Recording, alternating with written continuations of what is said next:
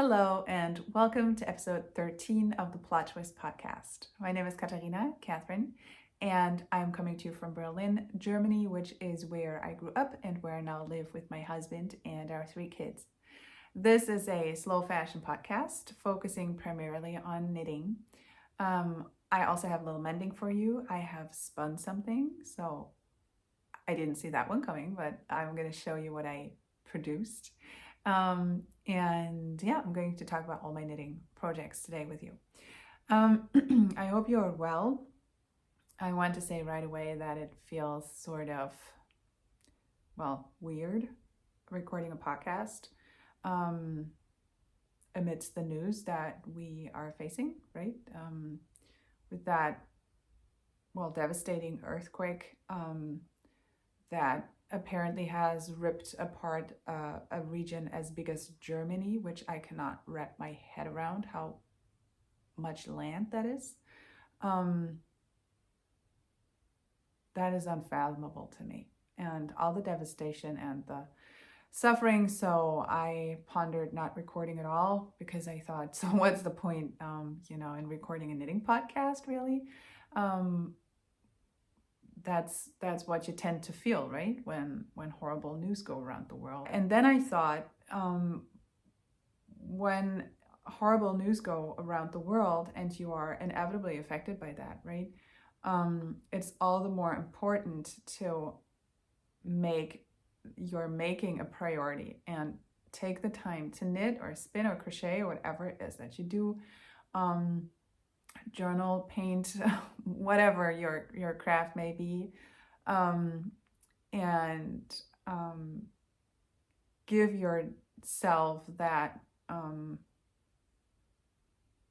that flow state and that safe space and the time to do something that helps you cope with everything that goes on in the world, right? So I thought, if I can keep you company with my knitting and my chatting, that if anything that can be a good thing. I'm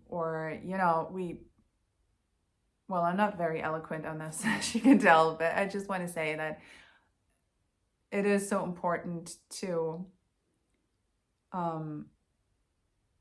not underestimate the power of the making and creativity, especially when everything else is hard, because it helps us remain stable and on our feet and focused and positive, or I hope you know what I mean. This is awkward because I can't really put my thoughts into words all that well, but I hope you know what I mean. So I figured it is important to, if you're in the position of doing it, to still focus on your knitting, on your making, to remain strong enough for everything that goes on in the world. Not only now, because God knows over the last few years, so many things have shaken us, continue to shake us, and it never stops, right? But especially now because, this is a new catastrophe that we're facing, and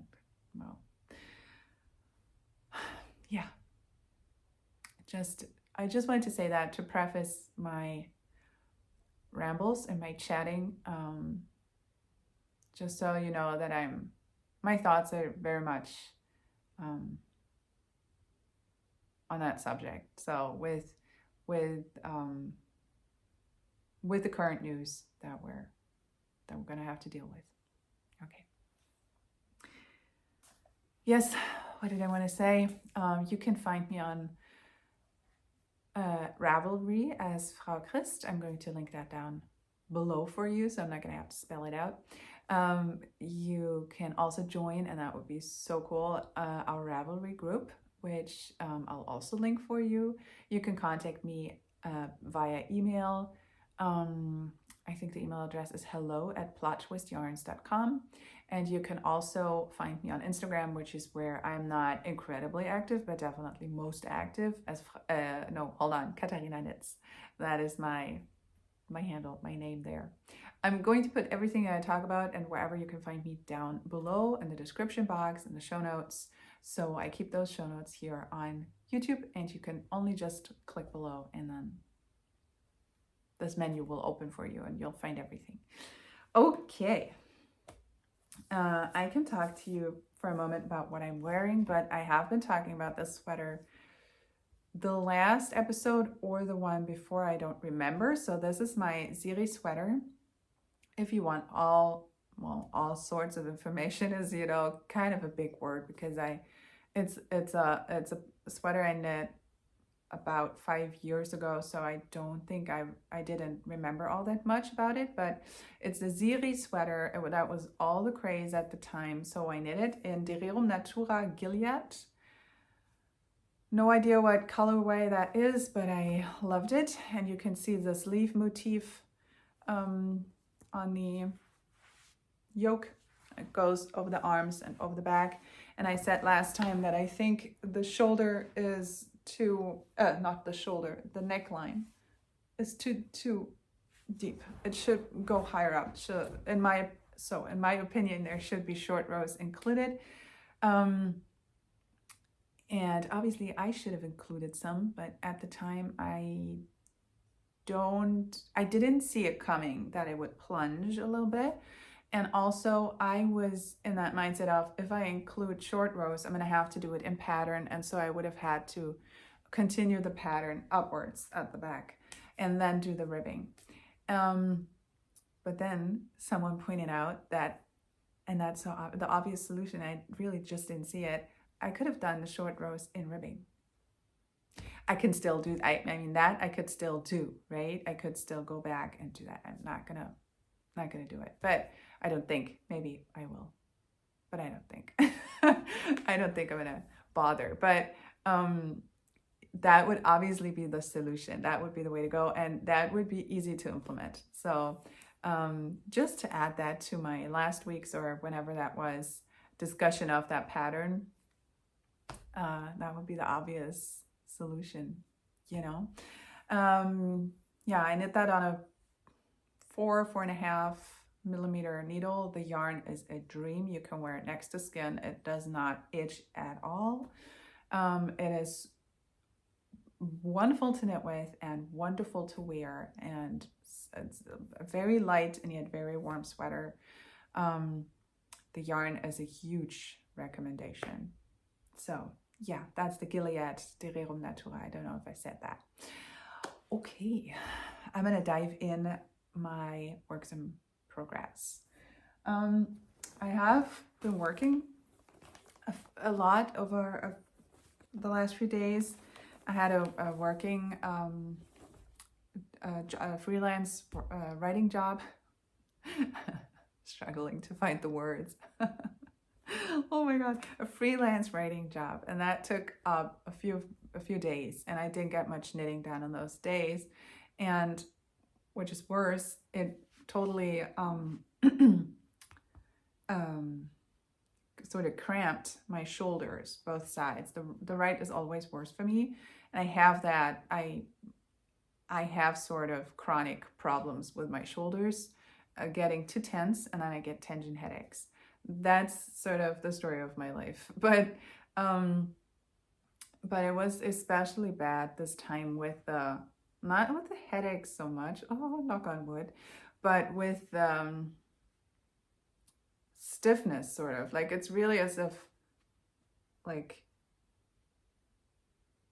I'm not going to go into that. I'm not going to be dramatic about my pain, but it is painful, and the knitting motion for some reason just triggers that, and it's so hard for me to restrain myself, which is why I didn't really, which is how it didn't go away, or maybe even got a little worse. I'm not sure. I don't know, but I'm gonna have to really go easy on my shoulders for a few days, because I don't want this to get worse and worse and worse, because I won't be able to knit at all. Oh my god, I'm not even going to imagine that scenario. I'm going to show you the progress I made on my shawl, the alpaca shawl, before that. So I went through my stash, somewhat inspired by the Knitting Traditions podcast because I've been watching her a lot. I only discovered her a few weeks ago, which is ridiculous because everybody seems to follow her already or have been following her. So if you don't know of the Knitting Traditions podcast, I'm going to link it below. Go and check her out. It's so fun. It's such a just very relaxed, fun, so inspiring podcast. That sentence was all wrong, but you know what I mean. So it's super inspiring. And she knits with alpaca a lot. At least that was my impression. And she's all for the rustic colors, which I'm not. But she got me inspired to do something with the rustic alpaca, with the alpaca in rustic colors. She's also all about, Inga is her name, about non-superwash, and I must say I really am too. I think I'm not going to buy that much superwash yarn anymore because the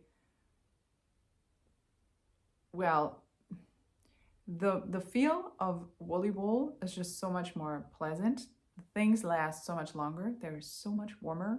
They're easier to take care of because you just don't have to wash them that often. And it's just a shame that a superwash treatment takes away so many of the wool's properties, that self-cleansing effect, and that extreme warmth that wool gives provides. It's just, it doesn't vanish, but it recedes to the background. So the colors of like acid dyes pop more on superwash yarn, which is what makes it so fun and so very tempting. But the knit items, I prefer non-superwash, and I've known this for a while, so this is not new, but I have to be clearer, I think, with my purchases in really focusing on non-superwash and not making as much exceptions, you know? I mean, yeah, that would just make sense for me. So anyway, long story long. So I've gone through my stash and I found, I've shown this last time. Hold on, get a fresh ball band out of here. So I found alpaca. So that is, it's called Fair Alpaca. Baby Alpaca DK. I have a handful of balls of this yarn. And this is just a natural color. So I don't want to say it's white, but I always say it is. It's sort of a cream color. I don't know. Just a natural. And I have another alpaca left over from the Velocore sweater. Like vest that I knit. A sort of an earthy, scrunchy brown. So in other words, not my color at all. I like it fine. It's just, it doesn't look good on me. It does have a little bit of, it's a gray brown, so that makes it better for me, definitely. But do I have the tag? Hold on, because this is an Isaya yarn. Interesting, that's what this is. In my project bag. Tough Woolens hand balm, orange spice cake. I can leave that out. And that's at Isaya Alpaca 2, Eco Line, 100% undyed. So this is unprocessed and undyed. So I have 2 alpaca yarns, each in their original color. Perfect. So I bought this in Denmark. Oh, in 2019 must have been. Yeah. In 2019. And so I took both of these out of, my stash and just cast on a sort of freestyle stripy shawl. I cast on here, I worked my way across, and I'm working it so that it automatically goes with an I-cord border on both sides, obviously. And that's just the back. Right, it's going to be, well, this is where I'm knitting. This is my live stitches here. And I'm knitting, so this is the direction I'm knitting in, and this is how you're going to wear it. So it has to be much longer. And that this is going to be the edge that's going to go around my neck or someone's neck, because I don't know if I'm keeping it. I'm going to just see how it looks when it's finished, because I think I'm going to run out of this brown yarn before I run out of I'm not going to run out of the white. So whenever I think I don't have as much left, like I think I'm going to knit this much more, like 10 centimeters more in the 2x2 garter ridges. Is that how I say it? So this is knitting garter, so knit stitches all the way. And I'm going to continue in this pattern, which is 2 rows, a right side and a wrong side in one color, and then I change for another 10 centimeters. And then I think I'm going to make 2 garter ridges white, 2 garter ridges in brown, and have that repeat until I run out of the brown. And then I'm just going to continue in the white. That's what I figured. I'm just going to try and see how that looks. And I have more of the white, so I intend on, because the yarn is so delicious. It is such a joy. So I'm thinking of potentially gifting this one to, I don't know whom, but I'm going to think of someone. And because plenty of my friends have bigger birthdays coming up, so that's not going to be a problem. And I definitely will cast on another one of these. I have a dark green, very dark green alpaca yarn by Sundness, which right now I put this on my shelf, so I don't have it with me. I'm going to show it to you when I cast on, because I bought this. It's supposed to be a reduce my stash project, but I saw this green color and thought this is going to be the shawl that I keep, and the brown is going to be one that I'm going to gift. So I bought 2 balls of this very dark green alpaca yarn by Sundness, which I just ran across this weekend in my local yarn store. And this, as you can see, I'm holding this double, because this is a fingering weight and the other is a DK. So when I hold this double, it just matches perfectly. So it's as if it's the same weight to begin with. I'm knitting this on my Chagu red lace. Oh boy, what is this? 3.75, I think. It's etched in here. There's no way I can read this. 3.75, I would say. So that would, hold on, I have my cheat sheet right here. That would translate into a US size 5. I think that's what it is. Or 3.5, but I think it's it's 3.75. So that's one work in progress. Oh yeah, in my London Review book bag, essentially. So I majored in English, so that's where book people keep their yarn, right? In book bags. Okay, I'm just gonna go ahead and show you my favorite work in progress at the moment. It lives in my little handbag. It used to be my grandmother's. And it's perfect because it's so small. It just fits a small project. And I'll either knit on the couch, sometimes in my kids' room when they play, and this is really, I want to say almost 50% of the time I knit in the kitchen. And right next to me, there are a handful of towel hangers. So I'm going to, on at least one towel hanger, there's always going to be a knitting project of mine. That I don't accidentally find myself stuck in a kitchen without a knitting project, and I have a few minutes in the morning or during the day, and then I would have to walk all the way to the living room to get a project back. And that would mean I have to walk past every room in the apartment. So the kids would inevitably start talking to me, realize I'm there, need me in some capacity, and so that moment would be over. So it is just of the essence that I have a knitting project in the kitchen. And it can hang like this. And when I start working, I'm just gonna, just hang that one strand, and the bag will open and I can pull from it, and it's so perfect.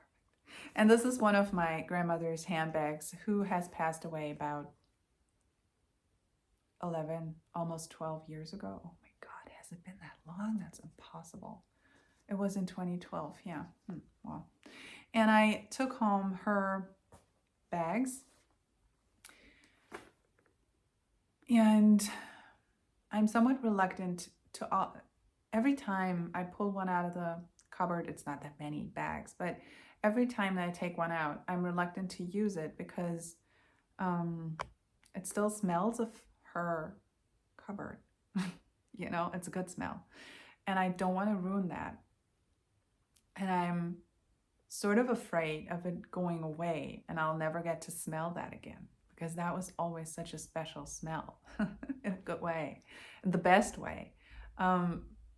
And then again, I think it's not doing anyone any good sitting in the cupboard, that's just stupid. So if I have them, I'm gonna have to use them. So yeah, I'm conflicted about this, but also it feels right to use them as project bags if nothing else, because I will use a project bag much more often than a handbag, because I'm not a handbag lady at all. I'm not a backpack lady at all, because my shoulders obviously cannot handle a backpack. But I have like 2 bags that I wouldn't call a purse, but like a bag, and I put my stuff in either one or the other, and that's the end of that story. I'm not a purse person, so this is going to be my project bag, and it is, what can I tell you, it's just perfect. It's the perfect size. I love the color, I love the material, I love this little handle. It's perfect, and smells perfect too. Really does. Oh man, it's such a shame that some smells, when they're going to be gone, they're just gone, that you will never be able to smell them again, ever. Well, that's what makes them special, right? That they're not readily available. But okay, so now I'm going to tell you what I'm knitting on here. I'm going to show you the project, and then I'll tell you what the yarn is, because it is a delight. I'm knitting a cowl for my middle son, so for my second child, because especially, like, he's the worst in this. He does not want to wear shawls or cowls or whatever. I make him, because they've been ill all winter and it drives me up the walls. And I just long for the coughing and the sniffles to go away, It has to be over. It just has to be over. If you've ever had this situation, I so feel for you, because it is so incredibly nerve-wracking. The incessant cold in a family that will not go. It will not leave you. Oh, man. And so I thought, okay, and I should have thought about this in October and not February, but because winter is going to be over at some point. But then I thought, okay, so the next cold season is going to come, and then we're going to be equipped. And I'm knitting him a cowl that I don't know if it's too big, but I'm sort of relaxed about this, because if it is too big, and I think it will also be very long, much longer than I thought, I'm gonna gently felt it so that it becomes a little smaller, a little more compact, and more windproof in the process. So that would be a win-win sort of situation. So here it goes. It's called the Fossil Frenzy Cowl. It's a colorwork project, and you can already see a skull here and one right there, and then 2 dinosaur legs sticking up. There is, hold on, let me see if I can show you, a sort of a fossil right here. It's going to be, what's that called? These houses, I don't know what they're called now, but and this is where an entire dinosaur skeleton takes shape. Can you tell? So I think this is the tiny little head. These are the legs.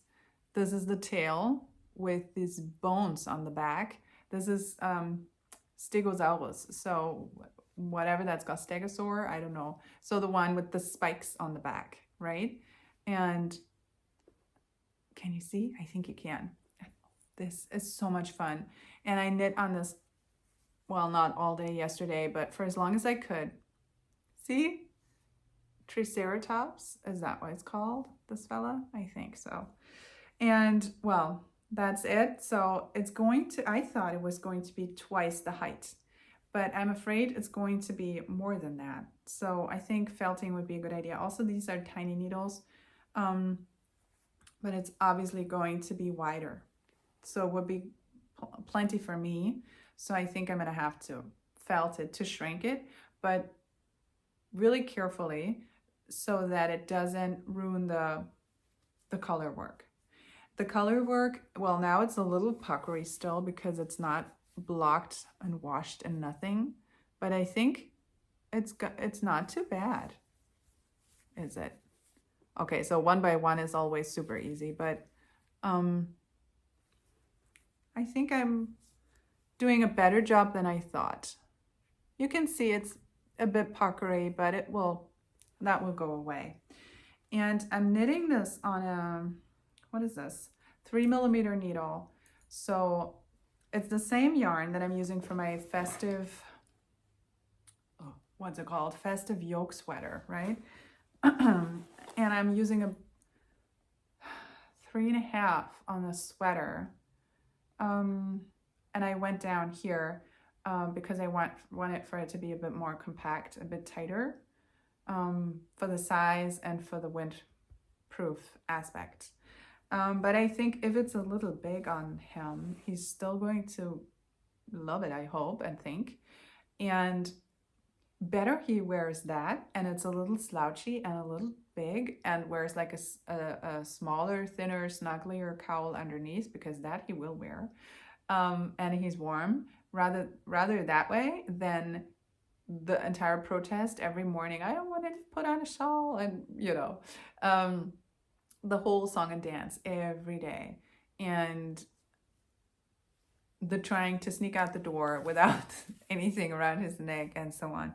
So yeah, so that would already be such an improvement. And I'm going to knit the same one for my oldest son. So the colors for my youngest son, so they might actually, this is actually the exact same blue that I got for my sweater as the contrast, no, the main color. So this is Rauma Finul, and the color 4123. It's a dark blue, navy blue, like you saw. Can't really tell on the skein, but you could tell on the project, right? And for the contrast, I also use Rauma Finul, which is a Norwegian yarn, and the color is 404. And this is, well, just a gray, a sort of medium gray. They had a lighter and a darker. And I just went for this. And what can I tell you? This is such a joy to knit. I wanted to print out, because I only printed out the charts for this pattern, which obviously I can, oops. I have trouble managing my mess, my yarny mess. Now it's all back in the bag. I wanted to print out the image of the entire cowl, because I only printed out the charts, and obviously I cannot show you the charts. But my printer is on strike, and I couldn't make it work. So sorry. You're gonna see it when it's done, or you're gonna look it up. I'm going to link everything below. So if you're interested and you have kids in your life to knit for, oh man, that is a perfect project. And I think a skein each is really enough. That's at least what the pattern says. And I think from knitting it up, that's also what's going to happen. I wished I could work on this all day, but my shoulders don't approve. So I think I'm gonna have to give this a break for 3 days, 4 days. I don't want to, because this is so fun. Oh man, this is a pattern recommendation if ever there was one. It is a beautiful design. It is such a fun knit. It's obviously also a quick knit comparatively, because it's just a cowl. And not one of those that you knit for like a meter long, but it's like this. So manageable, doable, enjoyable as hell. It is so fun. So I hope I'll be able to finish this soon. I hope he's going to like it. I think he will. I'm making another one for my oldest son, and well, my oldest son is a ginger, and I'm going to knit his with green, with a real strong, like, well, dark green, but not dark, but like a substantial green, and yellow as the contrast color. And he's able to pull this off. I would look like I was seriously ill wearing those colors, and for him they're just perfect. Interestingly, all of my kids have different hair colors. So my oldest is a ginger, my second has brown hair, and my third is blonde. I don't know why. It's what people comment on pretty often. And I think they each have different skin tones. Because my daughter, who's the blonde, she can rock like a mustard yellow and pastel colors. So I think she's a spring type. My middle child, I think he's a winter type like I. And my son, obviously, a fall skin type with orange and green and yellows and browns, but he looks so good also like in black, interestingly. Not that a child wears that much black, and all sorts of blues, which came as a surprise to me. But so I thought he enjoys green and yellow, so I'm gonna work with that, but I didn't bring it now. You're gonna see it when I'm gonna be knitting on it, which I hope is going to be very soon.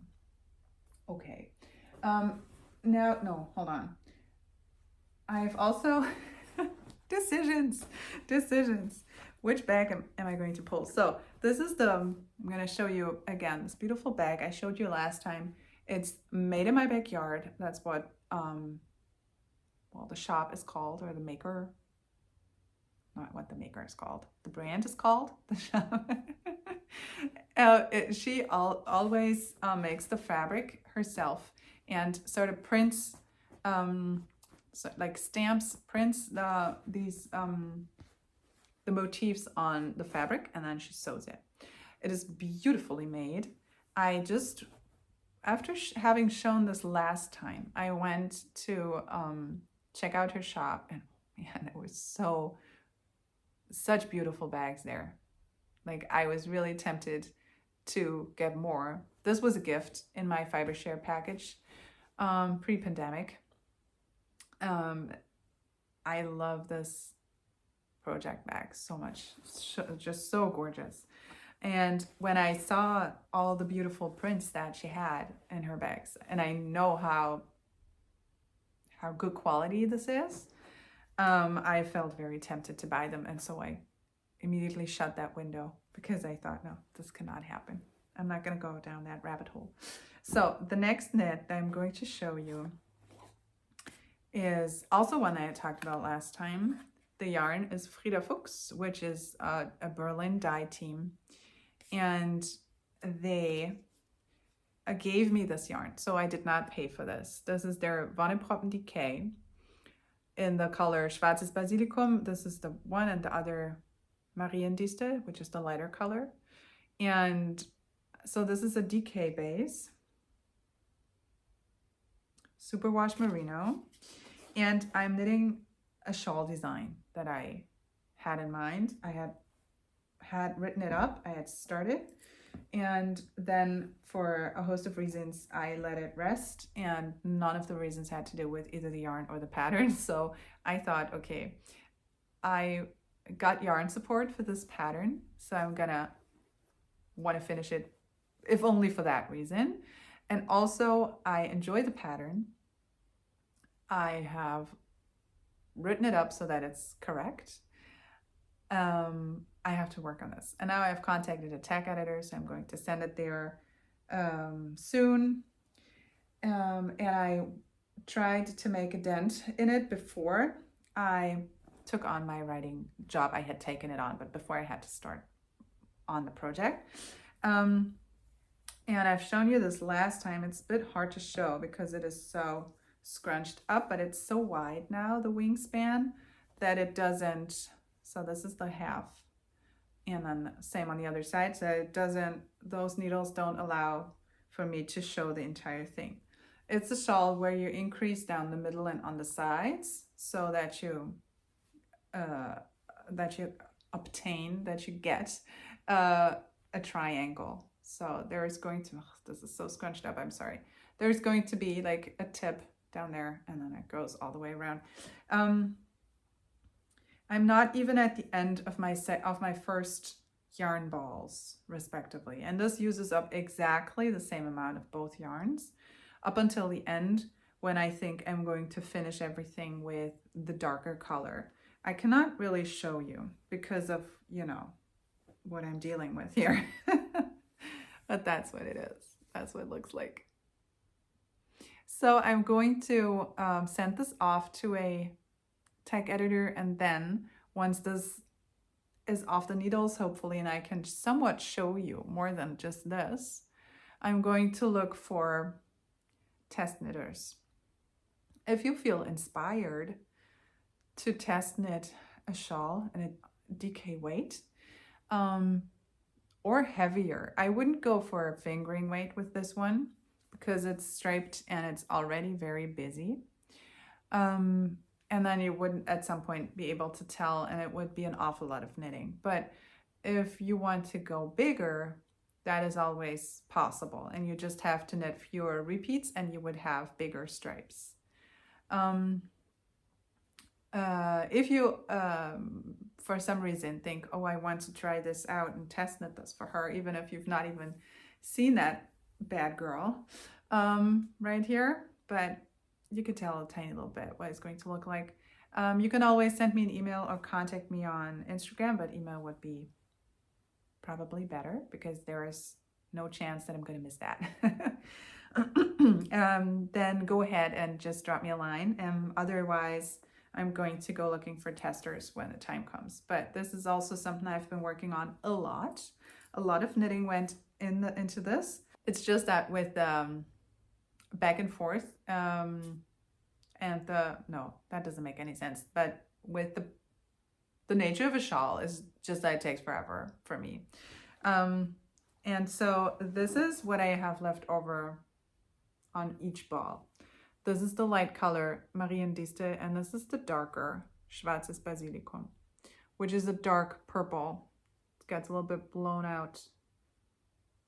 So you don't have to have a super high contrast for this pattern. In fact, I like it with, say, a very dark gray and a lighter gray. That will also look very cool. You can do a sort of black and white thing, then it's going to be so much stripier, but that's a style too. So that could also be an option. Definitely. I mean, you can do whatever you want with everything that you knit, right? But so I designed this with similar colors in mind, like dark gray, lighter gray, or the two, like these are in the same color family, right? Like a purple and a pink, but that is in tone pretty close to that other color. But you can obviously go for like red and white or something that, you know, clashes, and then you have a sort of very different effect. But yeah, like I said, that's also that's a statement, so that could be fun. Anyway, so I'm still working on this is what I'm saying, and it's going to be a few days before it's off the needles, but that's okay.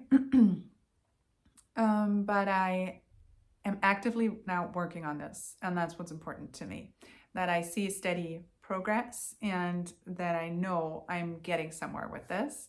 And also I've contacted the tag editor and we've agreed on a date and whatnot. So that gives me the feeling of there is progress in this. I'm not going to be like a knitwear designer with like a capital K who lives off of her designing. That's not at all where I'm going, but I just I just always have and have had for a few years, always design ideas like here and there. And it will really strike me and I'm going to be like, oh, this is what I would like to knit. And also like not just to knit, but to write up. I want to go through that designing process as well. So I just want to carve out some time this year to finish a few of those. And I don't have to go through everything. Like I don't have to turn every idea into a project and a design that I sell, but I want to put out some of them, like just a handful, but just so to keep this going and to have also designing as a creative outlet, if that makes sense to you. So my last work in progress. So I talked to you about wanting to cast on, this is a mess, about wanting to cast on DK weight socks because I sort of caught the bug. I wanted to clear out my stash a little bit, knit gifts, and don't knit on every sock like forever. But I wanted to have a few quick sock projects and fast progress with clearing out some of my old sock yarns that I'm not so crazy about anymore. And so I decided to hold double, one solid strand and one Zauberball, for just because I thought it was going to be fun. And it is. And I started it, but now I don't know what to do because I don't know if I love it. No, I know that I don't love it. And I don't know if I want to make myself work on it more to finish it and then gift it, because I want to gift something that I truly enjoy. And I want to knit on something that I truly enjoy, because otherwise it's just not my time and not worth my time. But so that's what I'm talking about. Here's my sock. This is what I knit so far on circular needles, which is why I'm gonna have to do the ballet and put this out of the way. So cast on with this creamy colored solid that I had. Then I held one strand with a few speckles and double with the Zauberball. I held those together and then another very thin yarn to reinforce the heel, which I think that might have been a bit much. But it's very squishy and very tight and very warm, no doubt. So I carried that throughout the heel flap up until here, right?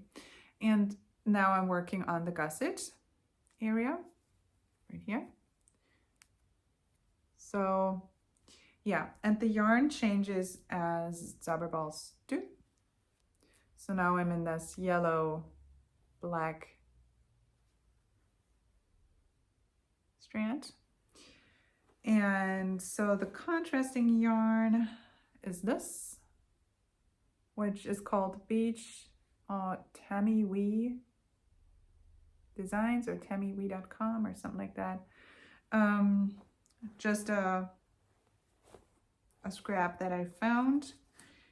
And this is a spool of the reinforcing yarn that I'm using. So you can see it is super thin. Yeah. Oh, I don't know. It's not that I don't like it, but it's not that I don't love it. And I have so many other projects going on that I am just in love with every project so much that I wish I could have 40 hours a day to just knit on them, that I don't pull this out, and I think I'm gonna rip it out because I don't really see a point. And especially socks, and especially scrappy socks, they are supposed to be fun. I think that's what they were invented for, to be fun because of the scraps and the colorful nature, you know, of scrappy socks. And this is not colors that I enjoy at all. And actually the holding it double makes for that effect. That's what makes it a little muddy. I don't know. I don't think it looks nice. No, I'm going to rip it out because it doesn't make any sense. And I'm going to do something else with the yarn. Ooh, what is this mess? Yeah, that's what I'm doing. I have decided on a plan. And this lives in my little, well, actually a Christmas bag with my, can you see this? My Monstera pin that my husband got for me at a flower shop where they have like where they sell plants, like indoor plants, all organic, and they try and make sure that it's as sustainable as it can be, because the plant and flower business is not sustainable at all. And they sold these pins and he thought I might like it, and I did. And now I'm going to show you, hold on. Didn't tell you any of the needle sizes, did I? For the big shawl, I think it was my design shawl, that must be a 4mm.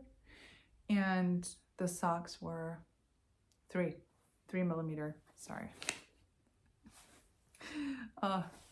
My head is all over the place, as you can tell. So now I want to knit, and believe me, I didn't think I would ever say that, because that was a project that on other podcasts sort of bored me. But brace yourselves, I'm going to knit a 50/50 triangles wrap. I know. I really, honestly, I swear to God, I would never have thought that I'd say this. And I don't have anything against the 50/50 triangles wrap. Like, if you're one of those people who say, I always want to have one of those on the go, I understand why. And I think you absolutely should go for it by all means. If you love knitting on this, don't listen to anything I say, you know, or anyone says, you know, no opinion matters but your own, if you love knitting what you're working on, and also generally in life. Okay, but like Christy and Tristan say of the Yarn Cafe Creations, you're the CEO of your own life. You can do whatever you want. But I watched, like I said, the Knitting Traditions podcast, and she knit one of those beasts. Like, hers is, I think, wider than her wingspan, and she is as tall as I, and she says she has, like, I'm 1.79 meters, and so I don't know what that is in feet, 5'10", 5'11", something in that neighborhood. And she says to have especially long arms, and she had, which I don't, and she had issues, you know, showing the thing that you can only describe as a schlanket. And she used the linen quill, which I don't have, in sort of an oatmeal-y beigey color, I think, or something in the neighborhood of cream gray beige, something like that, so light neutral. And the contrasting color was a really dark sort of forest green, not a teal color, but a really green color, but very dark. And that was just so stunning in the interplay. Incredibly beautiful. Like, I would not have thought, honestly, I thought 2 triangles in these colors, they can never be as stunning as to convince me of knitting one of these bad boys. And boy, was I wrong, because I saw this and I was in love, and I thought, oh man, maybe I should knit exactly the same thing. But that isn't something that I usually do. I don't know. I'm always more inspired by my own color ideas than by other people's, but it looked so gorgeous. And then when she wrapped her huge blanket around her. I thought, I have to knit one of those. And I thought, perfect, because I've been looking for a project that I can knit with non-superwash yarn, because I think especially in the upper body area, it makes sense. Like sweaters and shawls should be non-superwash, I think, ideally, because it's just so much warmer and makes so much more sense for your climate. Having said that, I have knit superwash sweaters and I have some on the needles, so they have their place, but the non-superwash ones are just the queens, you know, and I think I want to go more for that. And I have, well, not that many shawls that are non-superwash, I have to say. So I thought I wanted to knit more with Rama Finul.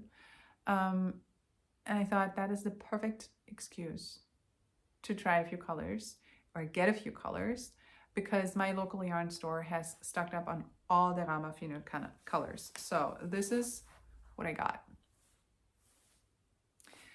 I started with this color because I thought this berry pink is just so beautiful. I just loved it so much.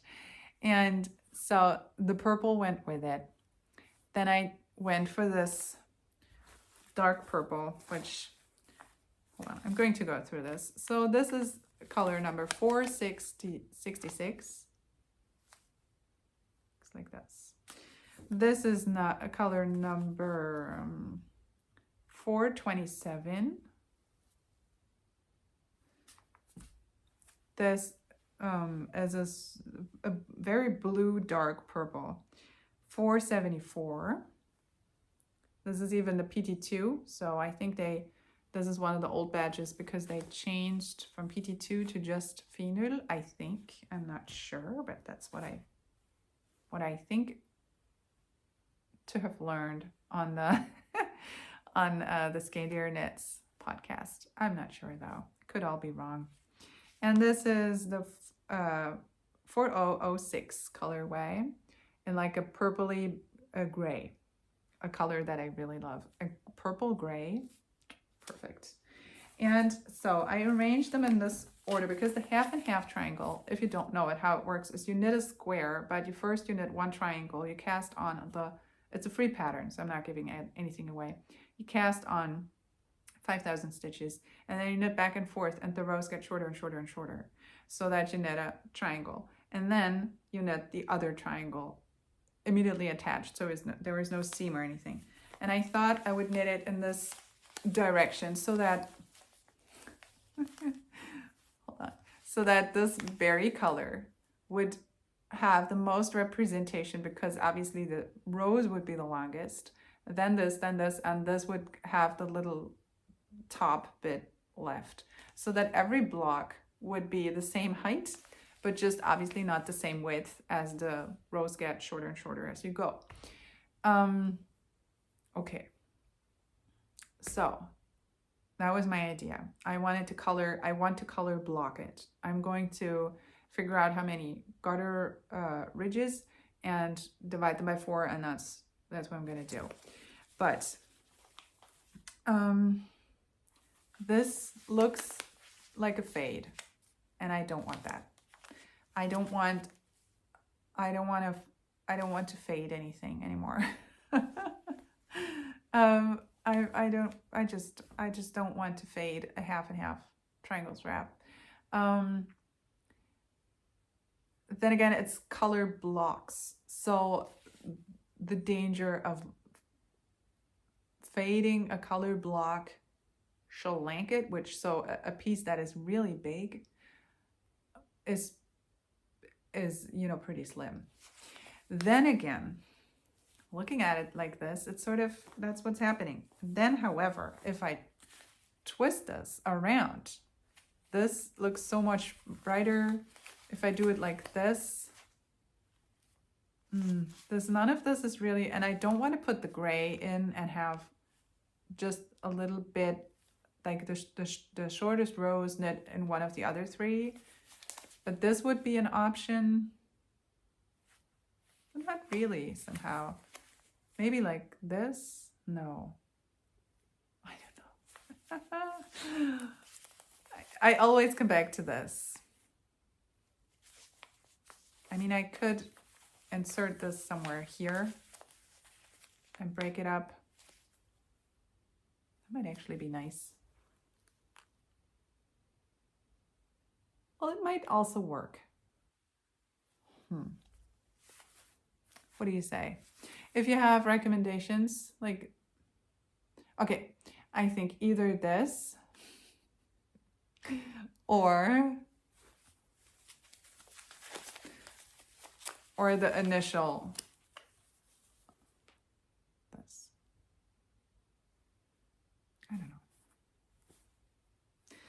I'll keep you posted because I haven't cast on for obvious reasons. So I've been knitting all the other blankets. So this is blankets, shawls.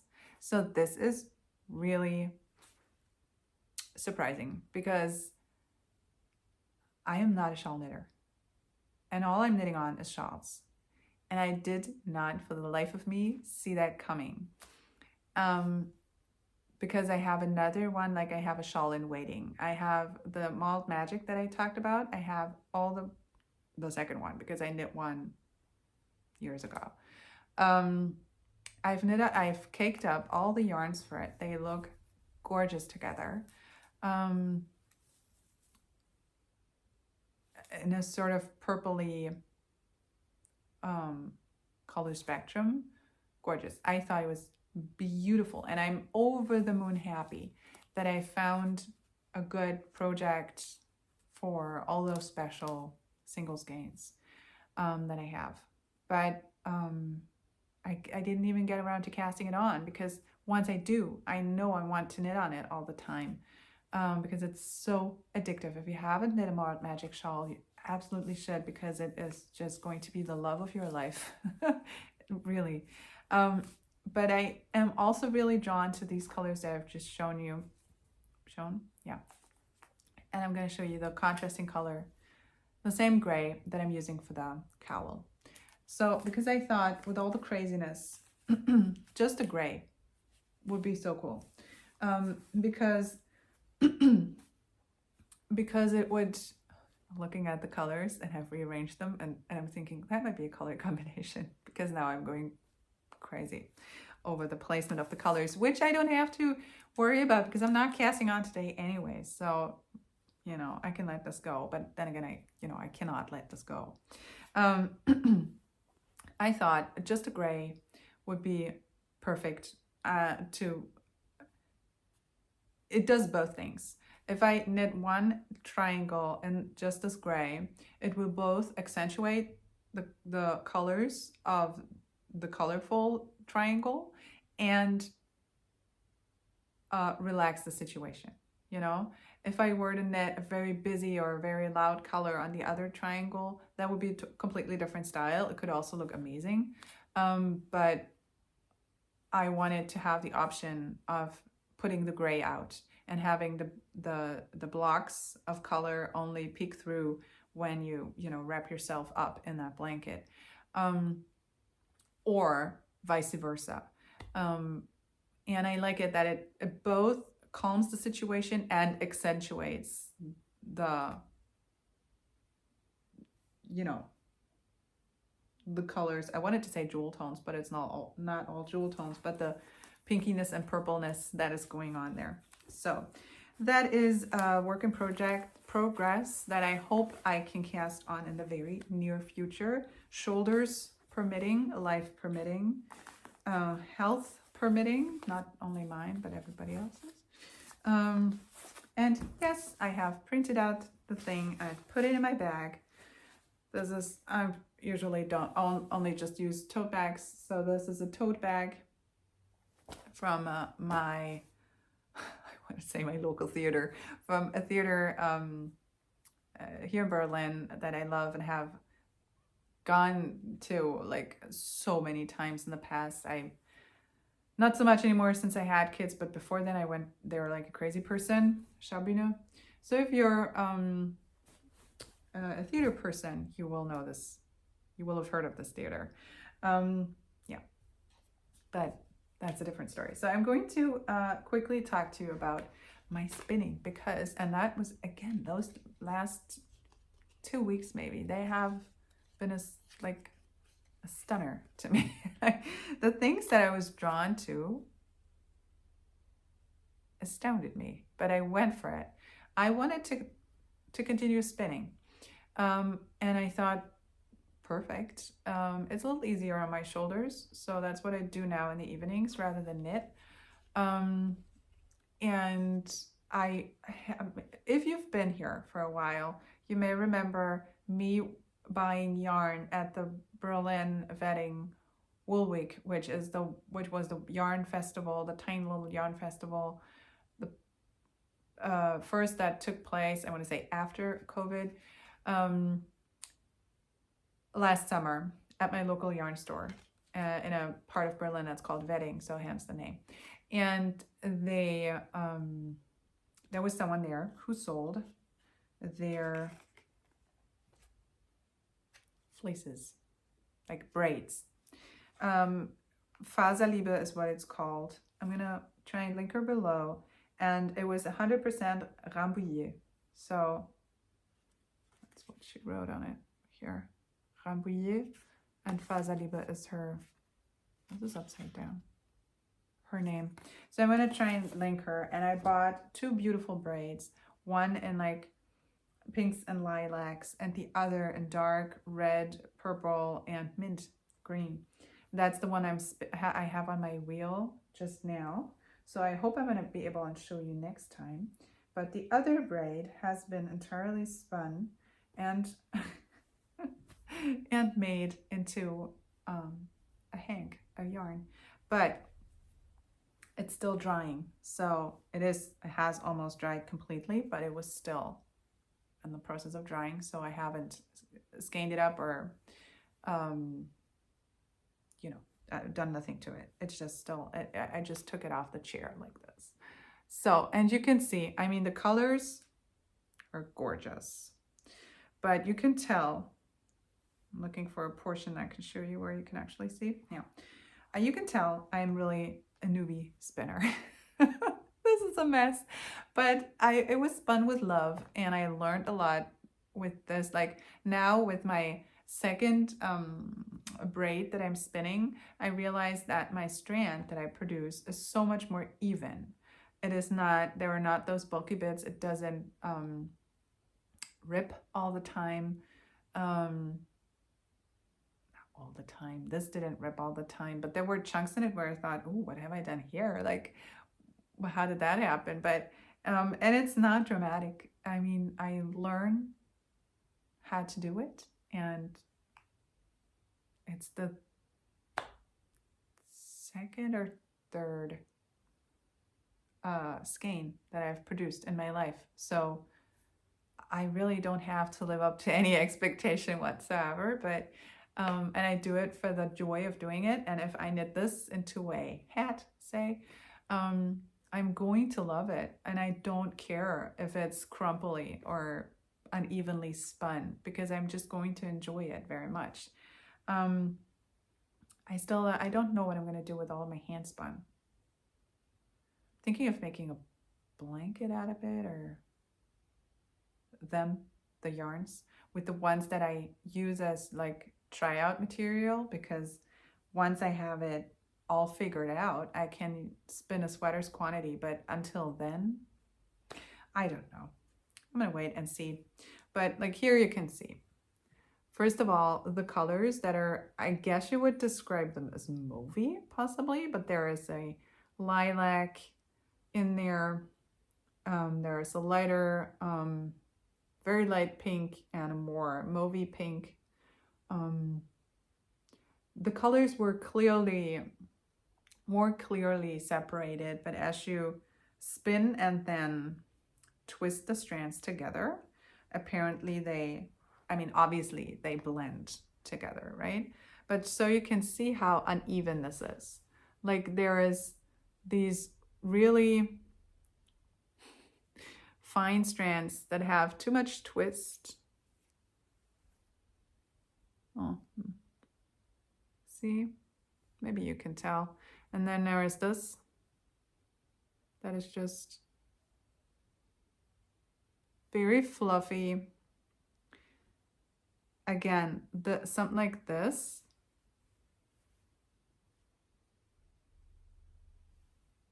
I don't know if you can tell, but this has just way too much twist. And then there's this, which I really enjoy.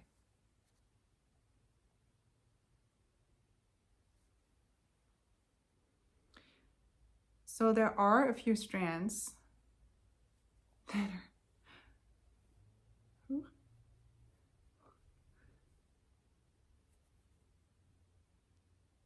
that have come out a bit more even.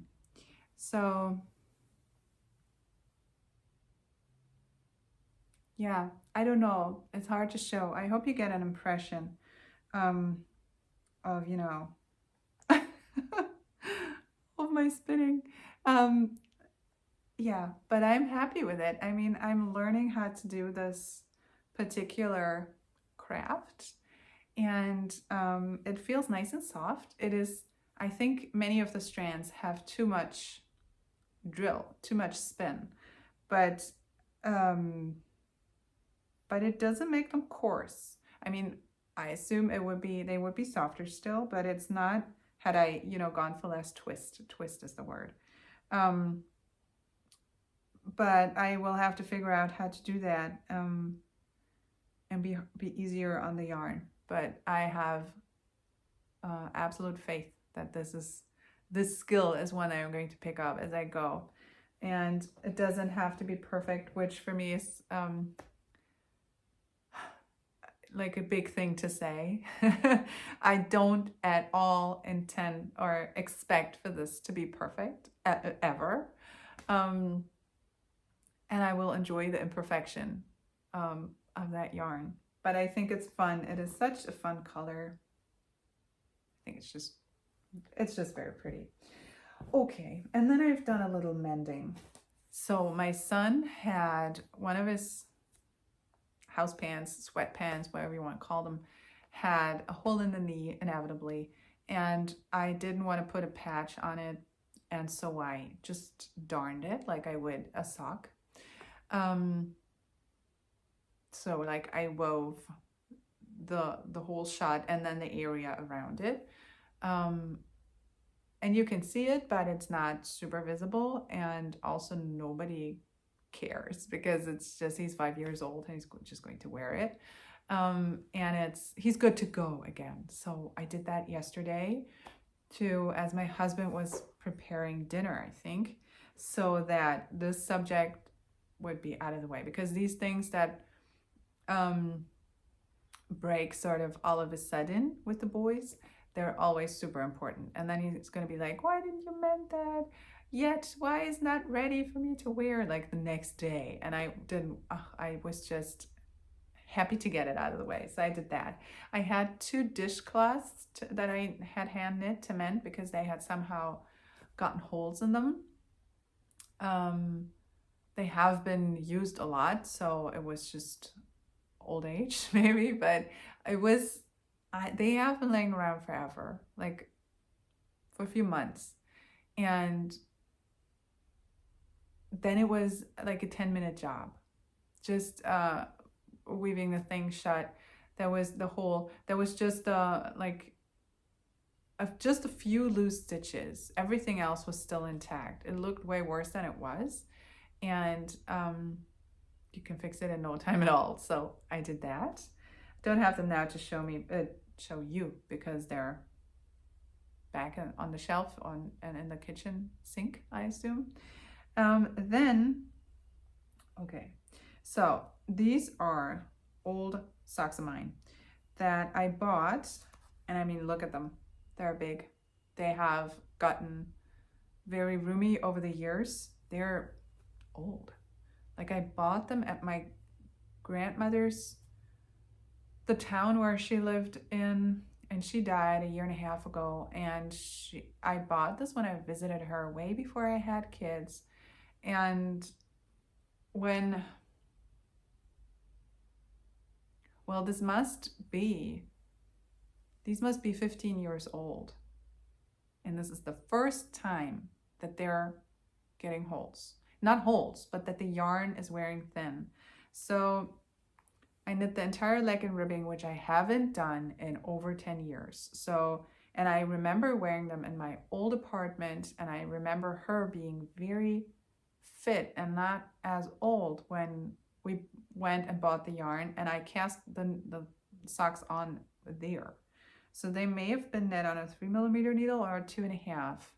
So on a US 2.5 or 1.5, which I don't remember. But I wasn't much tighter knitter then than I'm now. So the gauge is sort of what I would have now, but now I use fewer stitches. So they're, well, as big as they look. So super comfortable. I wear them every season. I have worn them every season. Only in the house, but I wear all of my socks in the house. They're not as big as they look. I have a very high instep, so it's not as much of a stocking as it looks now. But anyway, so the areas under the toes, here, not up here, but here, that area has worn very thin, and here under the heel. And I didn't want for a hole to come into existence, because that would be, I thought, more of a mending job, and boy was I wrong. But it would be the greater damage to the sock. What because I'm going to show you how this is worn through. See this? These very thin stitches here. And I didn't want for those to really come undone, to really break. And some of the strands of yarn are really super thin by now.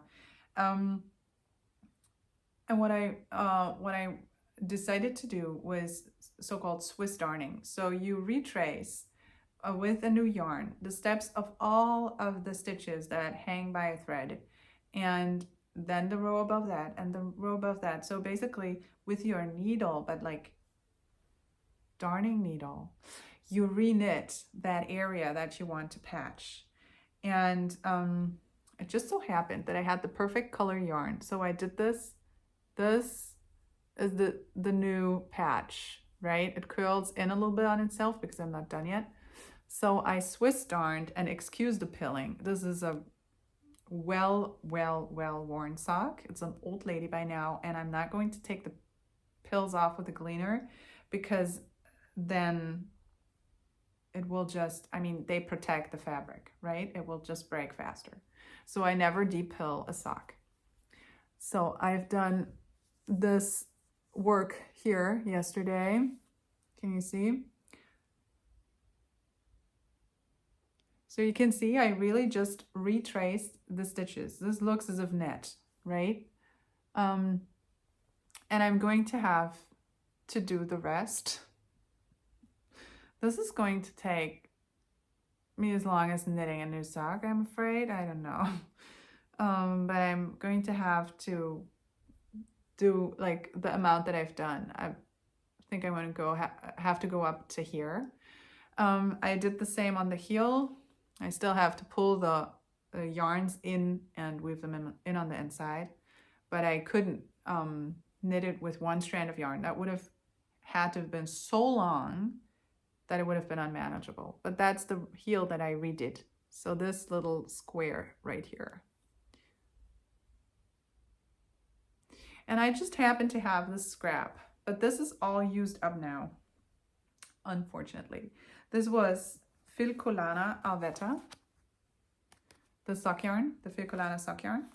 And I don't have any more of this berry color, which is exactly a match for this sock. I do, however, have 2 scraps that I intend on using. And this is not perfect. It's in the same color family, but it's not in the sock. Then again, it's the sole of the foot, so nobody's going to care. Also, it's a patch. It doesn't have to be perfect color match, right? Um, and it's a stripy sock. So if I knit a little bit, Swiss darn a little bit in that color and then move onto another, it almost looks intentional. Like, and then I have this color, which is such a better match. Oh, I might just go with that one and omit the darker. So I'm gonna use this. So I'm basically re-knitting the sole of the foot. And this is a labor of love, but I do love these. And I mean, that's what I always say.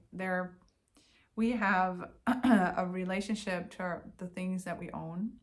We should have a relationship to the things that we own, or most of them. These socks remind me so much of my late grandmother.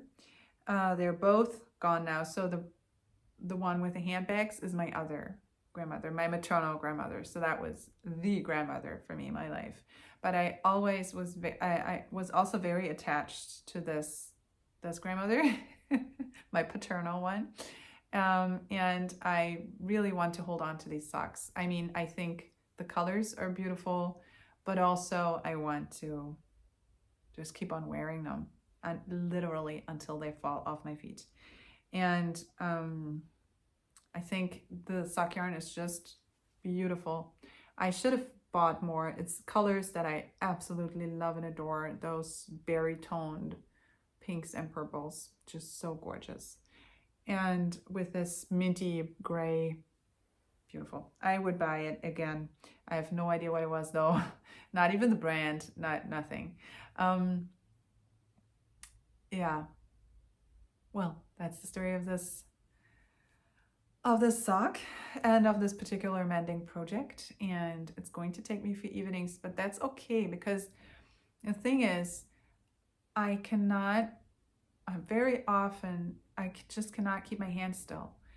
So that reading would not always be a good substitute in the respective situation. So like last night, I could have just said, okay, you go on watching television so that I can, read my book if my shoulders ache too much for me to knit. But I couldn't do it because my hands were so like impatient, or would just needed to move all the time. So I really had to give in to that, and and went for the socks. So I thought, okay, so I'm gonna work a few minutes on this one. Like this is going to keep me until Easter probably. But I knew that it was going to take me a minute, and I thought, perfect, then I'm gonna be busy. I'm going to be doing something, and something that I've been meaning to do for a while. So because that's in the back of my mind, and it weighs on me when I don't do it. So it's good to get that out of the way. Yeah, even it's bothersome. It's just not well, it's not a quick project at all, but then I'm in it with all my heart because I really want for those socks to live a long life, and to just still be with me. So I think that is sort of what is supposed to happen with us and the things that we possess, especially things as intimate as clothing.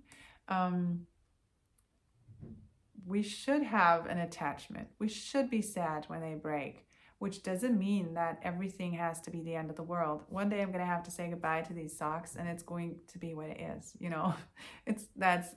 that's okay, right?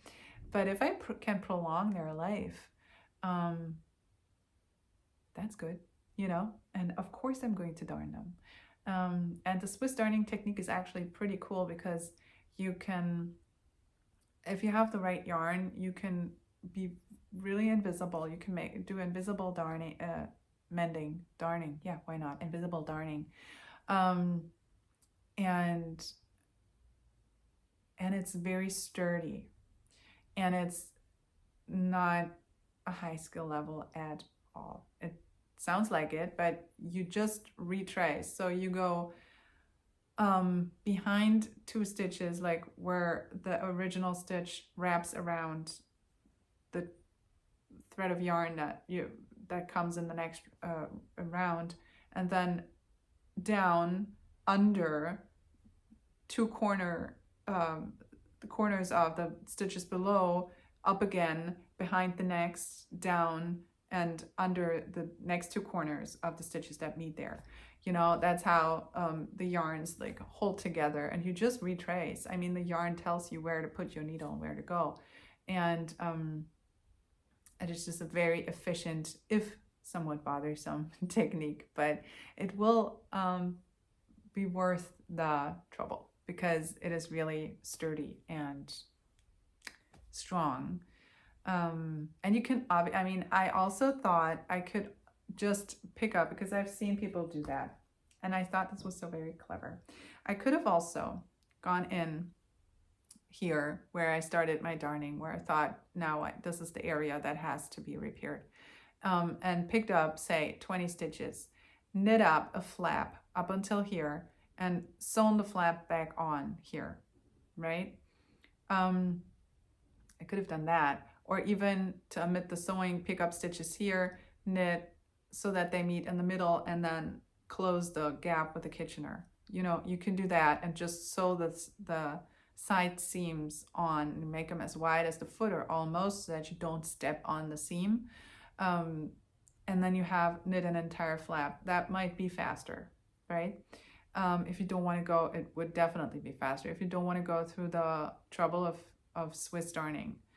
I just opted for this to try it out, and also to make it just as long lasting as I can, but that would certainly be a good option, like as a tip for you. If you have, because usually under the foot, like an entire area wears thin, you know, you can sort of just go around them with this, around that area with a thread, so that they won't unravel if a hole occurs, and then pick up stitches, knit your flap, sew it on the sides, and then you're good to go, right? And you could do the same thing for the heel. It's a bit fiddly, and also with an old sock, it's a bit felted, but that's what you want, right? you want for those areas to felt. But yeah, anyway, so that's what I've been mending. Maybe this inspires you to also pull out your socks and mend them if they need mending, or to use the Swiss darning technique, because it's really good.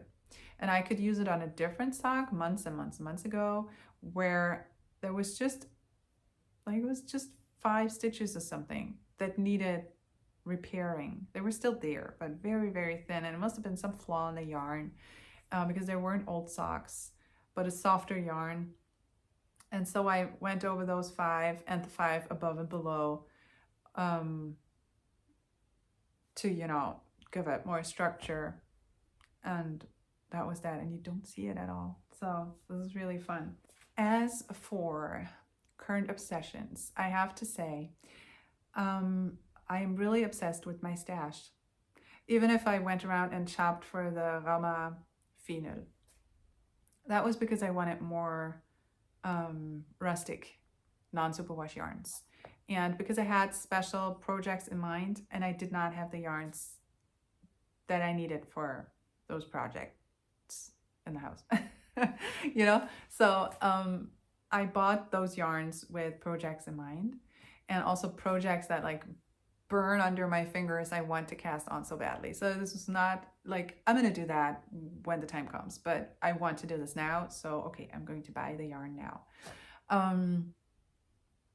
Yeah, I was just very inspired, if you can tell. Like my head buzzes with creativity and new projects, and I really honestly wish I could just do this all the time and just give in to this urge to knit and knit. Yeah, that's the sort of creative phase that I'm in right now.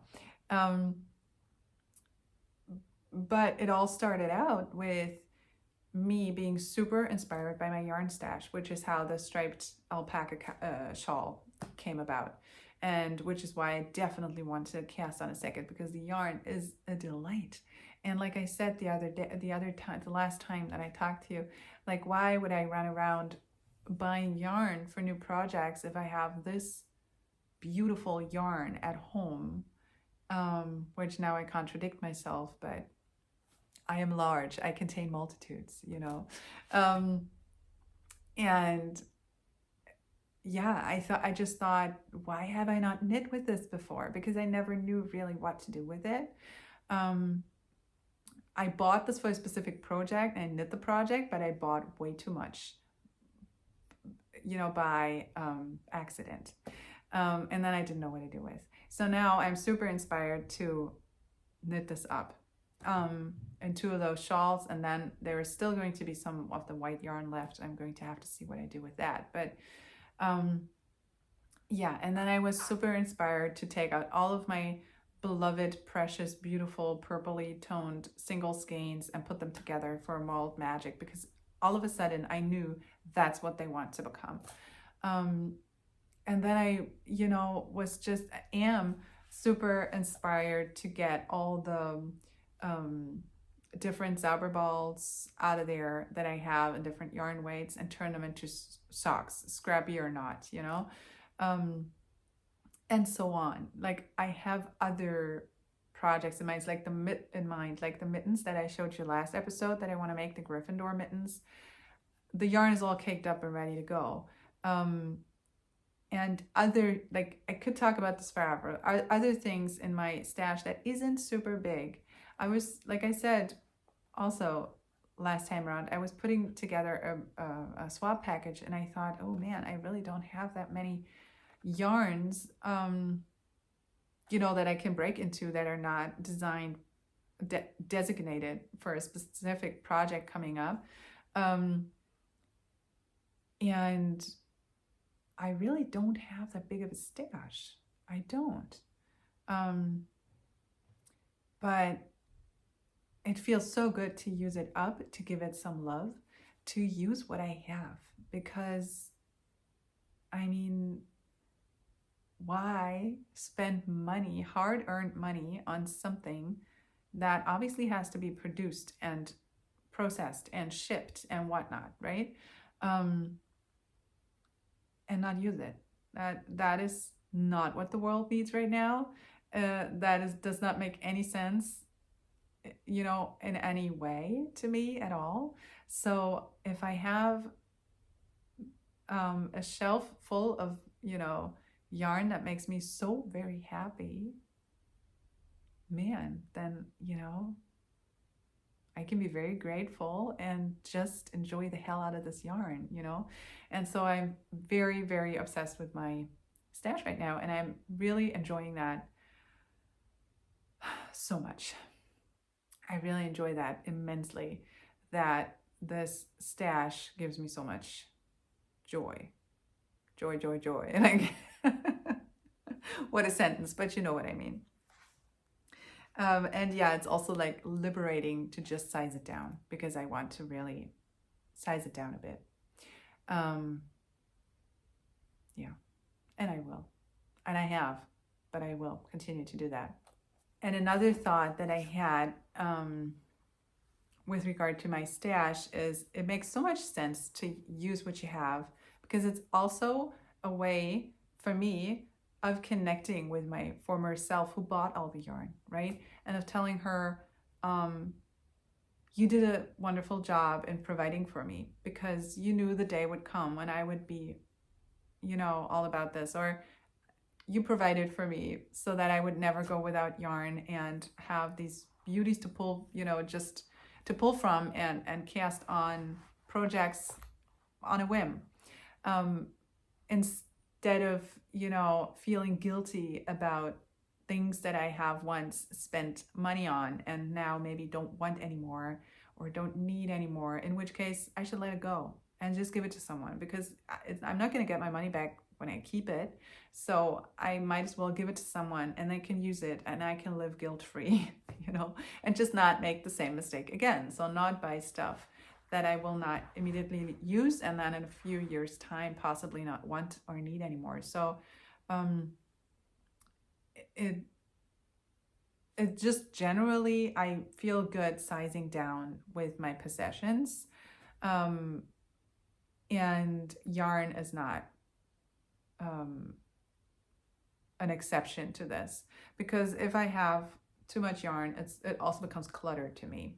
So to me, it doesn't necessarily for everyone, but I think the more sort of decluttering muscles we built, the more we also tend to, or many people also like view their making supplies more and more as clutter unless they really love and use them.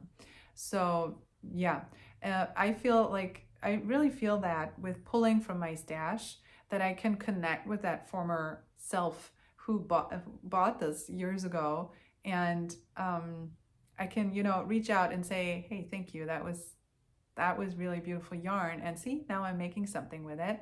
um, and still know that I don't have to provide for myself that is like 7-8 years in the future. Like, it's okay to not have that big of a stash in future years. I don't know if that makes sense.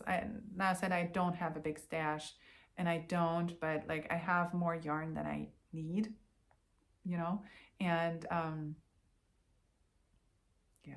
I hope they get you happy. I hope you get the gist of what I was trying to express here. But I just wanted to make the point that by using the things you have, you can connect to yourself. That's my point. And I think that is important because often we feel crappy about all the clutter that we have accumulated and about how we cannot manage our belongings, cannot have the house tidy at all times, or I don't know what. And by using what you have, you can reverse this and reach out to the person who bought all these things. And if you really don't want to use this, then you should just let it go and give it away and free yourself of that guilt and bridge that gap to your former self and give her a hug and say, don't worry, it's okay. We can give it to someone else. It's okay. It's not the end of the world, right? And not be in conflict with yourself over the stuff that you may have accumulated. Okay, on that note, happy decluttering, happy knitting your stash, happy using what you have. I toyed with the idea of making a use what you have cal. But in order for that to be successful, there have to be more people, following this channel, engaging with the channel, and in the Ravelry group and so on, which is absolutely absolutely okay. I'm not complaining. I'm just saying I don't think it's the time for that, but when the time comes, I really want to do a use what you have knit along, and to just encourage everyone to pull from their shelves, and just show their stash and hence themselves some love and understanding, and give themselves a little self-care and say, hey, thank you for providing for me. That was very wise of you. Okay, so before this becomes too esoteric, I'm gonna say again, happy knitting. I hope you're well despite everything that is going on in the world. I hope you are holding on to your knitting for support and receiving the support and the inner stability that you need. And I hope I'm going to be able to talk to you again soon. And if you've stuck around with me up until here, you might as well like and subscribe below, and maybe come back another time for another episode. Hang on in there. Take care of yourselves, and I'll see you next time. Bye.